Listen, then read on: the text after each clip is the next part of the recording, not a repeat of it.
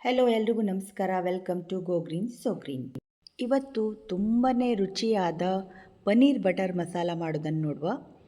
ಇದು ಪೂರಿ ಜೊತೆ, ಚಪಾತಿ ಜೊತೆ, ರೊಟ್ಟಿ ಜೊತೆ ತುಂಬಾ ಚಲೋ ಆಗ್ತು. ಪನ್ನೀರ್ ಬಟರ್ ಮಸಾಲ ಹೆಸರಲ್ಲೇ ಇಪ್ಪಂತೆ ಇದಕ್ಕೆ ಜಾಸ್ತಿ ಬಟರನ್ನು ಹಾಕ್ತಾ. ಬೇಕಾದರೆ ನೀವು ಬಟರ್ ಸ್ವಲ್ಪ ಹಾಕಿ ಎಣ್ಣೆನೂ ಸಹ ಮಾಡ್ಲಕ್ಕು. ಆದರೆ ನಾ ಹೇಳೋದ ಪ್ರಕಾರ ಬೆಣ್ಣೆಲೇ ಮಾಡಿದ್ರೆ ತುಂಬಾ ರುಚಿ ಆಗ್ತು. ನಾ ಸಾಮಾನ್ಯವಾಗಿ ಇದನ್ನು ಬೆಣ್ಣೆಯಲ್ಲೇ ಮಾಡ್ತೆ. ಇದನ್ನು ಎಲ್ಲರೂ ಮನೇಲಿ ಇಷ್ಟಪಟ್ಟು ತಿಂತ. ಬನ್ನಿ ಹಾಗಾದರೆ ಮಾಡೋದು ಹೆಂಗೆ ನೋಡುವನಾ. ಒಂದು ಬಂಡಿಲಿ ಒಂದು 50 ಗ್ರಾಮ್ನಷ್ಟು ಬೆಣ್ಣೆನ ಹಾಕಿ, ಬೆಣ್ಣೆ ಕರಗದ ನಂತರ 3ರಿಂದ 4 ಬೆಳ್ಳುಳ್ಳಿನ ಸುಲಿದು ಅದನ್ನು ಹಾಕಿ ಸ್ವಲ್ಪ ಬಾಡಿಸ. ಇದು ಸ್ವಲ್ಪ ಫ್ರೈ ಆದ ನಂತರ 1 ಇಂಚ್ ಶುಂಠಿನ ಸಿಪ್ಪೆ ತೆಗೆದು ಸಣ್ಣ ಸಣ್ಣ ಪೀಸಸ್ ಮಾಡಿ ಅದನ್ನು ಸಹ ಇದರಲ್ಲಿ ಹಾಕಿ ಸ್ವಲ್ಪ ಫ್ರೈ ಮಾಡ. ಈ ಶುಂಠಿ ಮತ್ತು ಬೆಳ್ಳುಳ್ಳಿ ಒಂಥರ ಎಕ್ಸ್ಟ್ರಾ ಫ್ಲೇವರ್ ಕೊಡ್ತು. ಅದ್ರ ಜೊತೆಗೆ ಮಸಾಲೆ ಚಕ್ಕೆ, ಲವಂಗ, ಏಲಕ್ಕಿ ಮತ್ತು ಚಕ್ರ ಮೊಗ್ಗು ಇದನ್ನು ಜಸ್ಟ್ ಈಗ ಫ್ರೈ ಮಾಡಲಷ್ಟೇ ಹಾಕೋದು. ಆದರೆ ಬೀಸೋಕ್ಕಾದರೆ ಇದನ್ನು ತೆಗೆದು ಬೀಸೋ ನೆನ್ಪಿಟ್ಕೊಳ್ಳಿ. ಆಮೇಲೆ 1 ಹಸಿಮೆಣಸು, 1 ಒಣಮೆಣಸಿನ್ಕಾಯಿ ಇಷ್ಟೇ ಸಾಕು. ಆಮೇಲೆ ಮೆಣಸಿನ ಪುಡಿನೂ ಹಾಕೋದಿದ್ದು. ಒಂದು 2 ಈರುಳ್ಳಿನ ದೊಡ್ಡಕ್ಕೆ ಕಟ್ ಮಾಡಿ ಅದನ್ನು ಸಹ ಫ್ರೈ ಮಾಡೋ. ಸಣ್ಣಕ್ಕೆ ಎಂತ ಕಟ್ ಮಾಡಿದ್ನಿಲ್ಲ ಅಂದರೆ ಕಡೆಗೆ ಇದನ್ನೆಲ್ಲ ಹಾಕಿ ಬೀಸೋದಿದ್ದು. ನೋಡಿ, ಈಗ ಇಷ್ಟು ಫ್ರೈ ಆದರೆ ಸಾಕು. ಅದರ ಜೊತೆಗೆ ಒಂದು 15ರಿಂದ 20 ಗೋಡಂಬಿ ಹಾಕಿ ಸ್ವಲ್ಪ ಮಿಕ್ಸ್ ಮಾಡಿ ಇದನ್ನು.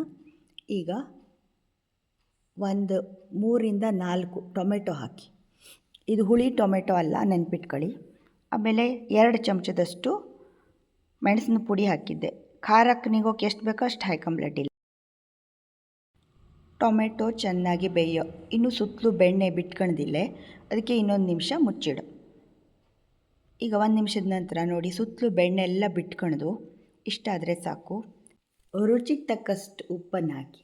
ಈಗ ಒಂದು ಮಿಕ್ಸಿಂಗ್ ಬೌಲಲ್ಲಿ 1.5 ಟೇಬಲ್ ಚಮಚ ಕೊತ್ತಂಬರಿ ಬೀಜದ ಪುಡಿ, ಅರ್ಧ ಸಣ್ಣ ಚಮಚದಲ್ಲಿ ಅರಿಶಿನ ಪುಡಿ, 3 ಟೇಬಲ್ ಸ್ಪೂನ್ ಮೊಸರು. ಟೊಮೆಟೊ ಹುಳಿ ಟೊಮೆಟೊ ಅಲ್ಲ, ಆದ್ದರಿಂದ ಮೊಸರು 3 ಚಮಚ ಹಾಕಿದ್ರೆ ಒಂದು ಸ್ವಲ್ಪ ಕೂಡ ಹುಳಿ ಆಗ್ತಿಲ್ಲ. ಅರ್ಧ ಚಮಚ ಬೆಣ್ಣೆ ಇಷ್ಟನ್ನು ಹಾಕಿ ಚೆನ್ನಾಗಿ ಮಿಕ್ಸ್ ಮಾಡಿ. ಮಿಕ್ಸ್ ಆದ ನಂತರ ಈಗ ಟೊಮೆಟೊ, ಗೋಡಂಬಿ ಎಲ್ಲ ಬೇಯಿಸಿಟ್ಕೊಂಡಿದ್ವಲ್ಲಿ ಅದಕ್ಕೆ ಈ ಮಸಾಲೆ ಮಿಶ್ರಣನ ಹಾಕಿ ಎಲ್ಲವನ್ನು ಸಹ ಮಿಕ್ಸ್ ಮಾಡೋ.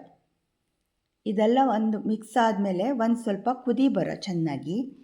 ಅಲ್ಲಿ ತನಕನೂ ಇದನ್ನು ಕುದಿಸೋ. ಒಂದು ಸ್ವಲ್ಪ ನೀರು ಹಾಕುಲಡ್ಡಿಲ್ಲ, ಎಷ್ಟು ಬೇಕೋ ಅಷ್ಟು ಹಾಕಿದ ಮಸಾಲೆ ಎಲ್ಲ ಚೆನ್ನಾಗಿ ಮಿಕ್ಸ್ ಆಗಿ ಕುದಿ ಬಂದ ನಂತರ ಅದರದ್ದು ಸ್ಮೆಲ್ಲೇ ಚೇಂಜ್ ಆಗ್ತು.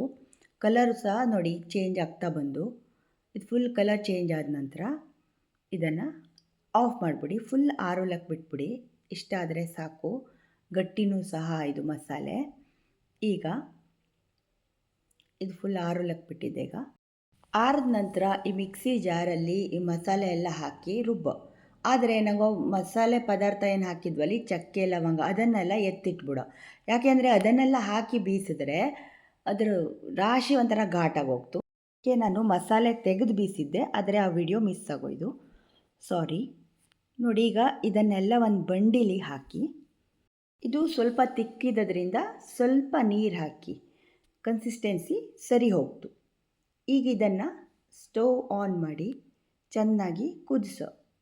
ರುಚಿಗೆ ತಕ್ಕಷ್ಟು ಉಪ್ಪು ಹಾಕೋ. ಮೊದಲೇನೂ ಉಪ್ಪು ಹಾಕಿದ್ದೆ, ಹಾಗಾಗಿ ನೋಡ್ಕೊಂಡು ಹಾಕಿ. ನೀರೆಲ್ಲ ಹಾಕಿದ್ಮೇಲೆ ಮತ್ತು ಉಪ್ಪು ಕಡಿಮೆ ಆಗಿರ್ತು, ಅದಕ್ಕೋಸ್ಕರ ಸ್ವಲ್ಪ ಉಪ್ಪು ಹಾಕೋಕ್ಕಾಗ್ತು. ಆಮೇಲೆ ಒಂದು ಸ್ವಲ್ಪ ಸಕ್ಕರೆ ಕೂಡ ಹಾಕೊಳ್ಳಕ್ಕು. ಆದರೆ ನಾ ಪನ್ನೀರನ್ನೇ ತುಂಬ ಸ್ವೀಟ್ ಇಪ್ಪದ್ರಿಂದ ನಾ ಮತ್ತು ಸಕ್ಕರೆ ಮೇಲಿಂದ ಹಾಕಿದ್ನಿಲ್ಲ. ಈಗ ಕಸೂರಿ ಮೇಥಿನ ಸ್ವಲ್ಪ ಕೈಯಲ್ಲಿ ಕ್ರಷ್ ಮಾಡಿ ಹಾಕಿ. ಈಗ ಆಲ್ಮೋಸ್ಟ್ ಎಲ್ಲ ಮುಗಿತಾ ಬಂತು. ಪನ್ನೀರನ್ನು ಕ್ಯೂಬಾಗಿ ಕಟ್ ಮಾಡಿ ಕ್ಲೀನಾಗಿ 2 ಸತಿ ತೊಳೆದು ಹಾಕಿ. ಬೇಕಾದರೆ ನೀವು ತುಪ್ಪದಲ್ಲಿ ಫ್ರೈ ಮಾಡು ಹಾಕ್ಲಕ್ಕು. ಬಟ್ ತುಪ್ಪದಲ್ಲಿ ಫ್ರೈ ಮಾಡಿ ಹಾಕಿದ್ರೆ ಸ್ವಲ್ಪ ಕ್ರಿಸ್ಪ್ ಆಗ್ತು. ಕೆಲವರಿಗೆ ಆ ಥರ ಕ್ರಿಸ್ಪ್ ಇದ್ದರೆ ಇಷ್ಟ ಆಗ್ತು, ನನಗೆ ಇಷ್ಟ ಆಗ್ತಿಲ್ಲ, ಅದಕ್ಕೆ ನಾನು ಹಾಕಿನಿಲ್ಲ. ಈಗ ಲಾಸ್ಟಲ್ಲಿ ಒಂದು 3-4 ಸ್ಪೂನು ಫ್ರೆಶ್ ಕೆನೆನ ಹಾಕಿ. ಕೆನೆ ಹಾಕೋದ್ರಿಂದ ಅದರ ಟೇಸ್ಟು ಇನ್ನೂ ಇನ್ಕ್ರೀಸ್ ಆಗ್ತು.